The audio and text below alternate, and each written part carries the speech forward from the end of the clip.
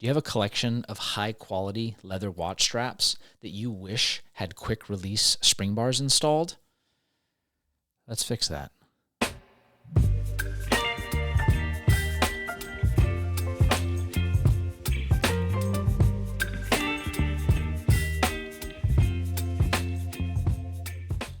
Now, if you're anything like me and you've been in this watch collecting game for a while, you've probably collected your fair share of high-quality leather watch straps. And unfortunately, all of those don't come with quick-release spring bars installed.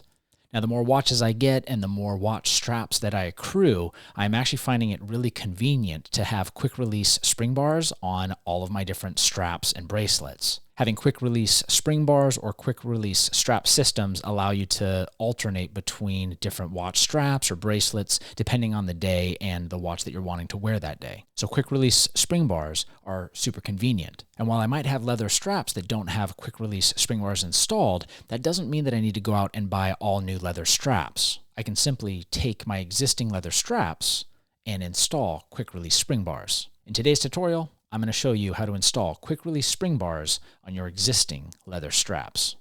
So in order to do this project, you're going to need three things. The first thing is a high-quality leather strap. Now, some people might be hesitant to punch a hole into a high-quality leather strap, and I kind of understand that fear, but I think most people understandably have that fear because they haven't worked with leather a whole lot. Now, high-quality leather is actually really easy to work with and will take a hole punch really well. Now, inferior leathers like bonded leathers or like fake vegan PU leathers that are more plastic than actual leather, those materials actually don't punch as well as a high quality leather material. So if you follow along with this tutorial, you can put that fear at ease. So every watch will have its own dimensions. On this Omega Railmaster, it actually has a 20mm lug distance, which means it accepts 20mm straps. So with this watch, I need a 20mm leather strap. Next. Now the second item you're going to need in order to complete this project is going to be a quality quick release spring bar. Now when I say quality, I mean actual quality. You can go online and buy very cheap nickel-plated spring bars. That is not the route that I would recommend. In my opinion, it's totally worth spending an extra couple dollars to get a high-quality stainless steel spring bar. Think about this. If you've saved your money and spent hundreds or thousands of dollars in order to purchase a high-quality wristwatch, do you really want to trust it to a spring bar that costs mere pennies? I personally don't. A spring bar is critical in holding your watch to your watch strap, or in other words, holding your watch on your wrist. So when you're purchasing quick-release spring bars, that's not the place to save money. Go ahead and spring for the high-quality spring bar. And obviously, you need to get a spring bar that is going to have the right measurement. In other words, if I have a watch with a 20mm lug spacing and I have a leather strap with a 20mm spacing, I need a spring bar that's going to be designed for that 20mm strap. Now, the third thing that you need to do this project is the actual leather punch itself. These jigs actually make punching the leather extremely simple. You can pick these up online. Consider how many leather straps are you actually going to be punching. If it's just a small handful, then maybe save your money buying the jig and invest that money in high quality leather straps and quality spring bars. But these jigs are generally a one-size-fits-all, and they are made specifically to hole punch the leather on leather watch straps. Now, in order to do this, the first thing you need to do is consider where do you want that hole punched. Obviously, it needs to be on the underside of the watch strap, but consider if you're a right or left-handed individual and if you prefer to actuate your spring bars with your index finger or thumb. I personally am a right-handed individual, as are most people, and we will frequently hold the watch head in our left hand, and then we like to use our index finger to actually actuate that quick-release spring bar. So in order to do that, I have to make sure that I'm punching my hole in the correct spot on that watch strap.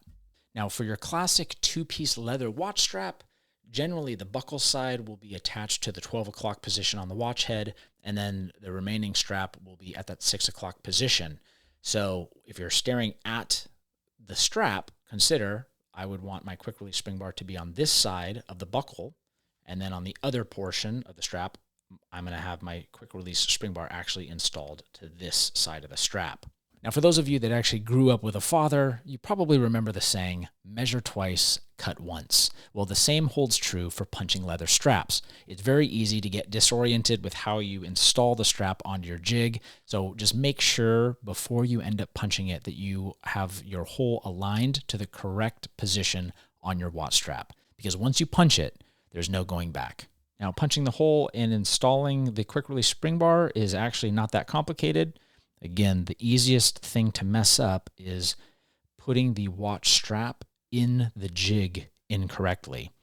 So take a second to look at the jig and see where the hole punch is going to be made. You want to make sure that you're inserting the strap onto the needle correctly, seat it all the way on, and then you're going to take the guide screw and you're going to hand tighten that.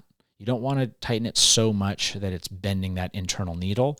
It just needs to hold that leather strap secure while you deliver the hole punch. Again, just make sure you're double checking that it's installed correctly. And once it looks good, you're going to give nice, consistent pressure until you feel that pop. Sometimes the jig might stick. You can just simply use your finger to release the pressure. Now we're going to unscrew the guide and pull our strap off. And we can double check to make sure that it punched correctly. Sometimes you might have to use like a spring bar tool and kind of clean that hole out just to make sure that that extra piece of leather is no longer inside the strap. Now we're ready to install our new spring bar. The way that we're going to do this is we're actually going to install it into the hole that we just punched. And you're going to install the straight end first, slide it all the way down into that hole, and we might have to actuate the quick release spring bar in order to get it all the way inside and out the other end of our leather strap. And the finished product should look something like this. And now we're going to repeat the process on the other side.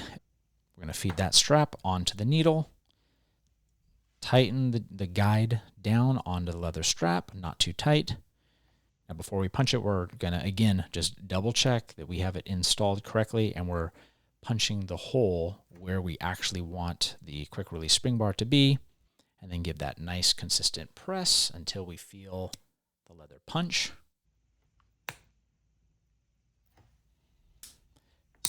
Next, we're going to unscrew the guide, take that leather strap off, and make sure that our hole is properly cleared out.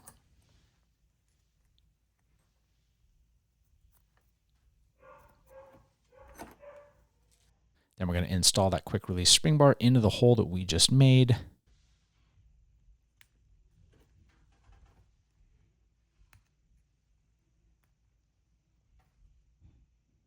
And now if we've done all those steps correctly, we should be able to take those leather straps and install it onto our watch head.